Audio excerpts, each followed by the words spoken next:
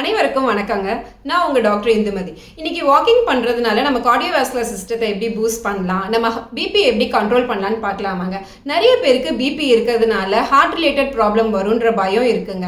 ஆனால் ஏன் வருதுங்கிற ரீசன் தெரிஞ்சு அதை நம்ம தவிர்த்துட்டோம் அப்படின்னாலே நம்மளை செல்ஃப் கேர் பண்ணிக்க முடியும்.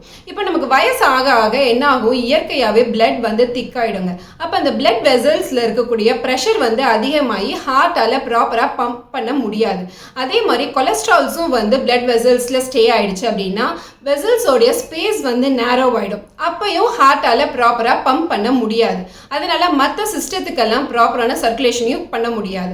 இப்போ நம்ம வாக் பண்ணுறதுனால பிளட் திக்காகுதுன்னு சொன்னேன் பார்த்தீங்களா, அது தின்னாயிடுங்க.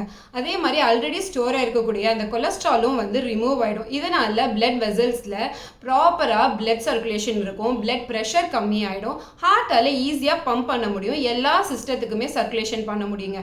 அதனால தாங்க சொல்கிறேன், எல்லாரும் கட்டாயமாக வாக் பண்ணுங்க. நம்மளுடைய டெய்லி ரொட்டீனில் நம்ம ப்ரஷ் பண்ணுறோம், குளிக்கிறோம், சாப்பிட்றோம், அதே மாதிரி தாங்க இந்த வாக்கிங்கும். அதனால எல்லாரும் கண்டிப்பாக வாக்கிங் பண்ணணுங்க. நம்ம டெய்லி வாக் பண்ணுறதுனால நம்ம உடலும் மனமும் ஆரோக்கியமாக இருக்குங்க. நன்றி, வணக்கம்.